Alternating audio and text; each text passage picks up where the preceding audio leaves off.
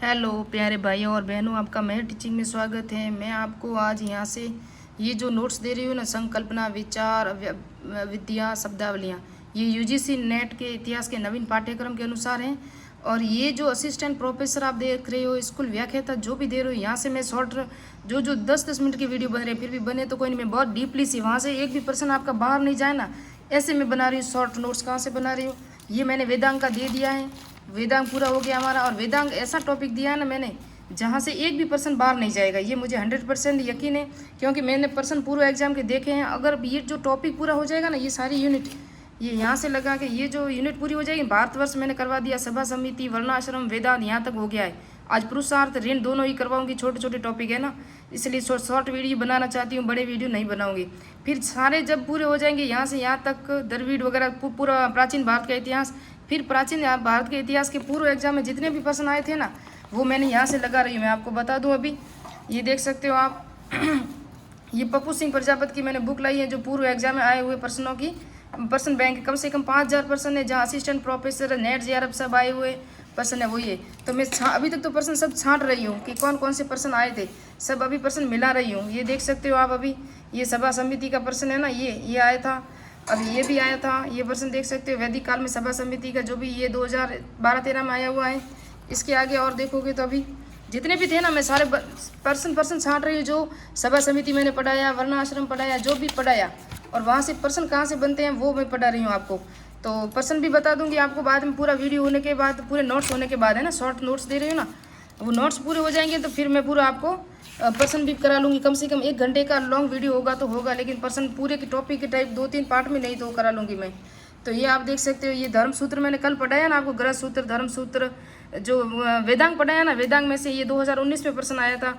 पूरा एग्जाम के जहाँ जहाँ प्रश्न आए हैं ना वैदिक काल से, उसमें वो सब है। तो अब स्टार्ट करते हैं। हमारा वीडियो दो पेज का ही है, शॉर्ट नोट्स हैं।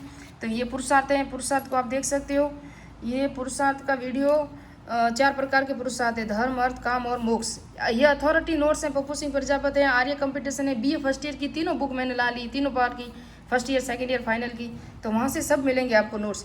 और ये आप देख सकते हो, मनुष्य का सर्वांगीण विकास पुरुषार्थ से होता है। और उसके बाद आप देखोगे तो अभी थोड़ा सा ब्लर हो रहा है, पता नहीं कैसे हो रहा है ये ब्लर, मुझे पता नहीं पड़ रहा है। अगर स्पष्ट आपको दिखे तो आप बोल देना, हाँ ये अब स्पष्ट दिखाई दे रहा है। तो फिर मनुष्य का सर्वांगीण विकास, ये पूरे शास्त्रार्थ में चतुर्वर्ग कहा गया है। इनको क्या कहा गया है? चतुर्वर्ग। किसको? धर्म, अर्थ, काम और मोक्ष को चतुर्वर्ग कहा गया है। धर्म का स्थान सर्वोपरि है। धर्म व्यक्ति में आचरण व्यवहार संहिता की एक संहिता है। सामान्य और विशिष्ट धर्म, धर्म 2 प्रकार के होते हैं ना, सत्य, ब्रह्मचर्य, अहिंसा, इंद्रिय निग्रह, क्षमा, श्रद्धा, मधुर वचन, शील, अतिथि सेवा, सभी सामान्य धर्म में आते हैं। उसके बाद विशिष्ट धर्म में क्या क्या आता है ये आप देख सकते हो, वर्ण धर्म, आश्रम धर्म, कुल धर्म, युग धर्म, राज धर्म, सहधर्म, आपद धर्म, है ना। तो कुछ जो आश्रम धर्म हमें पता है, 4 आश्रम है, वर्ण हमें पता है 4 वर्णों के लिए, कुल धर्म हमारा जो हमारे समाज के अंदर हमारी कुल देवी होती है ना, उसी के प्रति होते हैं। और युग धर्म क्या है इसका मैं स्पष्ट यहाँ लिखा हुआ है। राज धर्म हमें पता है राजा के जो कर्तव्य होते हैं। सब धर्म यानी कि हमारा खुद का कर्तव्य अपने परिवार के प्रति होता है। आपद धर्म यानी मेरा खुद का, मेरे खुद के लिए क्या है, वो आपद धर्म है ना। तो युग धर्म है ना, इसमें सतयुग है ना, सतयुग का तप धर्म कहा गया है। तेतरा युग है ना, उसे ज्ञान धर्म कहा गया है। द्वापर युग है ना, उसे धर्म के लिए ही कहा गया है। और कलयुग दान के लिए कहा गया है। ये विख्यात धर्म है। उसके बाद अर्थ, ये पूरा डिटेल से है, आप यहाँ से कोई भी अथॉरिटी सोर्स देख लेना, ये ऐसे वीडियो आपको कहीं नहीं मिलेंगे। यजुर्वेद की युक्ति का अर्थ है हम सब लोग व्यवहार का मूल हैं। इसके बिना मनुष्य का लौकिक परलौकिक कोई भी कर्तव्य संपन्न नहीं होता। किसका? धर्म का अर्थ है कोई भी कर्तव्य संपन्न नहीं होता। बुद्धि विद्या का ज्ञान भी और अर्थ भी धन भी है। बुद्धि है ना, बुद्धि और विद्या होती है ना, शिक्षा और बुद्धि, वही तो हमारा धर्म में धन है और वही ज्ञान है। तो ऐसे इसके किस authority source BA first year की बुक में ये लिखा था, मैंने लिखा है, काम मनुष्य पत्नी और संतान की कामना करता है, यानी कि मनुष्य अपनी परिवार की जो कामना करता है उसके अंदर काम आता है। कौटिल्य, विष्णु शर्मा, चाणक्य, ये तीनों एक ही नाम है। कौटिल्य भी इनका नाम है जिसने अर्थशास्त्र लिखी थी, विष्णु शर्मा भी कौटिल्य का नाम है, चाणक्य भी इनका नाम है। तो इन्हें काम में अंतिम श्रेणी में रखा था। किसको? काम को। किन्होंने रखा था? कौटिल्य ने काम को अंतिम श्रेणी में रखा था। उसके बाद हम देखेंगे मनु ने काम को तपो युग का लक्षण माना। किसने माना? मनु ने काम को तपो युग का लक्षण माना। ऐसे नोट्स आपको कहीं नहीं मिलेंगे, आप कहीं भी चले जाओगे तो। मोक्ष, मानव जीवन का अंतिम लक्ष्य मोक्ष है। मोक्ष का अर्थ आत्मा से मुक्ति है ना।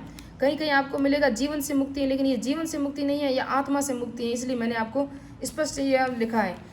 और ये जो नोट्स है ना, मैंने एक बुक से नहीं लिए है, 3-4 बुक को शामिल करके मैं ये नोट्स बना रही। BA फर्स्ट ईयर की, आर्य कंपटीशन की, पप्पू सिंह प्रजापत की, और कुछ BA 11 और 12 क्लास की बुक है ना, वहाँ से भी शॉर्ट नोट्स सब मिला के मैं बना रही हूँ।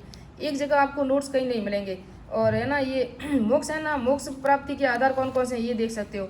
तो आधार बताए गए हैं, कर्म, ज्ञान और भक्ति, ये 3 आधार है मोक्ष प्राप्ति के। मोक्ष प्राप्ति के लिए कर्तव्य क्या क्या है?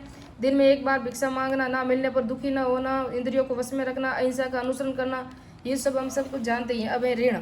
ऋण मुख्य प्रकार के 3 होते हैं और गौण प्रकार के 2 प्रकार के गौण होते हैं। 5 ऋण है वैसे तो, ये 3 है और ये 5 मिला के, लेकिन ये गौण ऋण है। ये 3 प्रकार के ऋण अनिवार्य ही गृहस्थ जीवन में आपको करने पड़ेंगे। ये सामाजिक स्थिति है और परिवार समाज की विशेषताएं। तीनों ऋणों से मुक्त होना, महायज्ञ करना, 16 संस्कारों का संपादित करना प्रत्येक भारतीय परिवार के प्रमुख कार्य होते हैं ना, ये लिखा हुआ है। प्रमुख ऋण है ऋषि ऋण है, पितृ ऋण है, देव ऋण है। ऋषि ऋण प्राचीन ज्ञान, विज्ञान और साहित्य के प्रति कर्तव्य होते हैं ना, वो क्या है? ऋषि ऋण है। जहाँ हमें ज्ञान, ब्रह्मचार्य से हमें ज्ञान मिलता है तो हम उसके लिए कब उनके ऋणी हैं। हम अगर कहीं भी जैसे कि हमारी नौकरी लग जाए तो हमारे से कई गुरु मिलेंगे तो हम उसको क्या पैर नहीं छुएंगे? तो ये क्या हुआ? ये इनका सम्मान है। तो प्राचीन ज्ञान, विज्ञान, साहित्य के प्रति कर्तव्य है। पितृ ऋण क्या हुआ? पूर्वजों के प्रति, जो हमारे पूर्वजों के श्राद्ध वगैरह या हम यज्ञ हवन कराते हैं तो ये है। देवताओं और भौतिक शक्तियों के प्रति दायित्व, ये देव ऋण है। 2 गौण ऋण कौन कौन से हैं ये देख सकते हो। एक तो अतिथि ऋण है, एक भूत ऋण है। इसमें स्वयं भोजन करने से पहले हम, ये तो हमारा आम जीवन में देखते हैं कि हमारे घर मेहमान आ जाते हैं, मेहमान को भोजन कराना अतिथि सत्कार से है।